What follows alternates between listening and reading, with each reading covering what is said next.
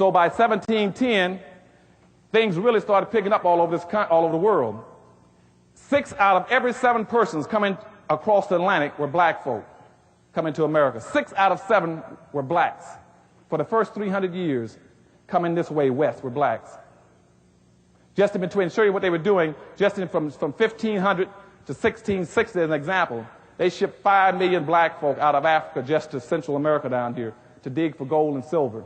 And in 150 years, black folk with tools and sticks and stones, they dug out over 16,000 tons of silver and over 4,000 tons of gold.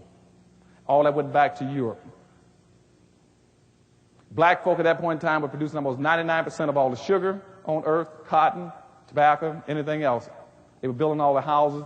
They were the caulkers, builders. So what they did then, they started advertising in Europe. So anybody who wants to get wealth, they go to America. You go to America, we guarantee you. We give you free land and free labor. And you would have to be an idiot to come to America. If we give you free land and free labor, you might get rich.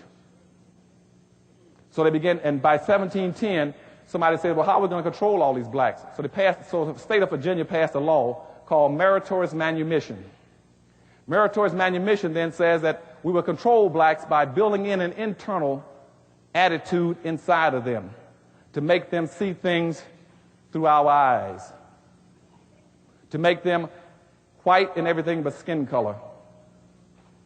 And what the meritorious manumission was passed by the state of Virginia in 1710 then said we will reward any black who gets very good at this. And so if any black person saves a white person's life, protects a white person's property, invents something that a white person can make money off of, or if he squeals on in the slave revolts, he would get freedom. Okay? And so I tracked from 1710 all the way up to 1860s. And out of over 200 some possible slave revolts, a black person squealed in every one of them. And so following that up, in 1712, there's a guy named Willie Lynch, 2 years later down in Jamaica. He heard about the law, and he came up to Virginia and says, I know how to do it. I can help you set up a system where black folk would never, ever organize and come together again. He says, I got a lot of experience in the islands on treating blacks. And so that's what y'all heard about the Willie Lynch letter. That's what that case. So Willie Lynch came up 2 years later, and they paid Willie Lynch to be a consultant to carry out what was enacted in Virginia in 1710. He says, I would divide blacks along lines of sex, along lines of skin color, along lines of age, tribe, everything. He said, in that way they'd never get organized again. They would never, ever have a community.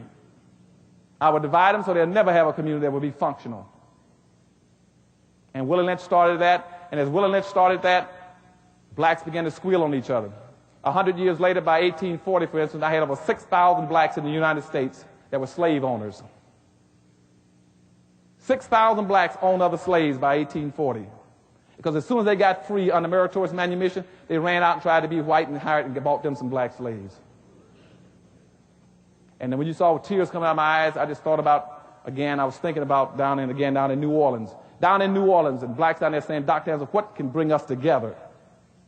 And I said, you got a big problem. They said, why? And that's why I had the tears. Let me tell you something. In New Orleans was the epitome of black folk doing in other black folk. On the eve of the Civil War in New Orleans, you had almost approximately 812 free blacks in New Orleans on the eve of the Civil War. 642 owned other black slaves. Then in the Civil War, New Orleans put together 2 full regiments of blacks to fight with the South to keep slavery. And worse than that, one of the biggest slave revolts occurred in New Orleans, where blacks tried to break free. And do you know that the free blacks joined the white plantation owners and went and put down the black slave revolt? And the worst part about it, they chopped off all the heads of all the blacks that were revolting and put them on poles leading all the way from Jefferson Parish all the way into the city of New Orleans as a warning against any other blacks trying to get free of the system. And see, that hurts me when I hear about that.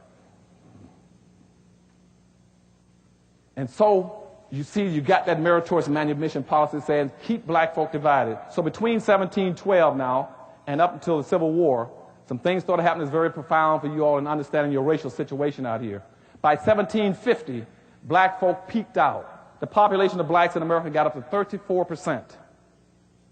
And then the white society got very scared with that. They said, with that kind of number in this country, there's a possibility that blacks might get together with Indians. So then in every treaty that whites were signing with Indian treaties, they put an incentive in there for the Indians to turn against black folk. They say every time you catch a black, you're to turn him in. And they would pay an Indian $20 on average to chase down an escaped runaway slave, to track him in the woods and bring him back to his plantation.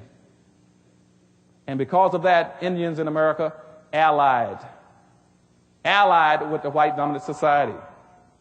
And I keep hearing blacks bragging about the fact how much Indian blood they got. Indians were not your friends in history.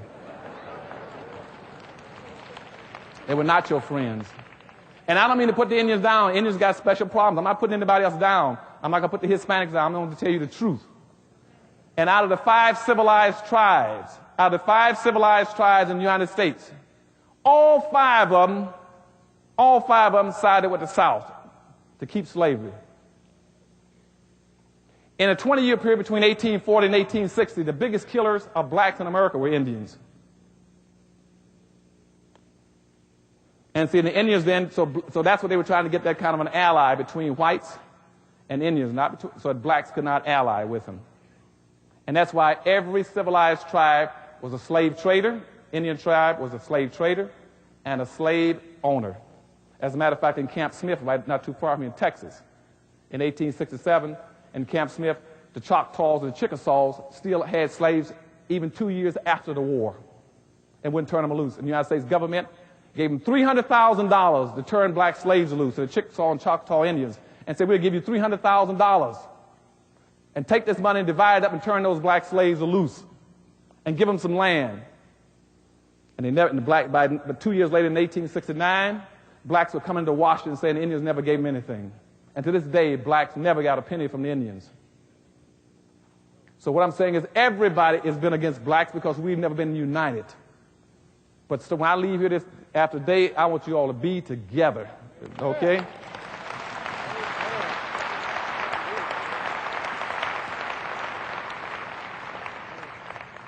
And so by 1750, we hit 34 population. That scared, the colonies were scared. So they started petitioning England to quit shipping any more slaves in. And that's what triggered the Revolutionary War. And one of the biggest things was that they were scared that blacks and Indians might somehow get together and take over the country. And so after the war was over, let me get before that.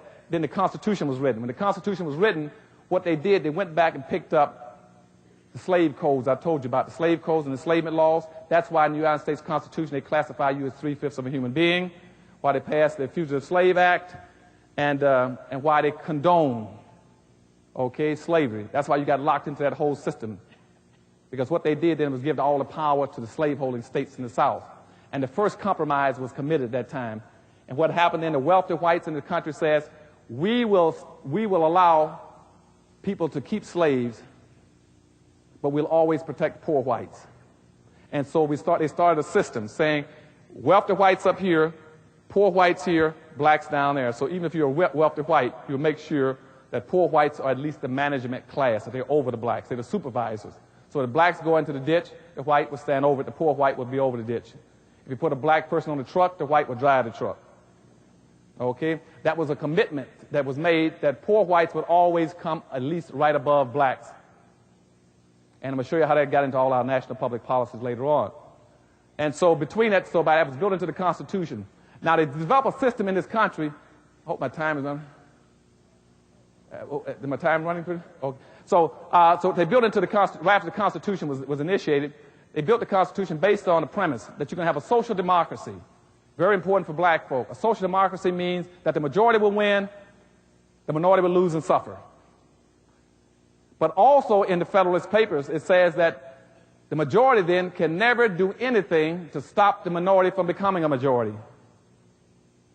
And it is the majority's responsibility to protect the minority. And as soon as the Constitution was built on that,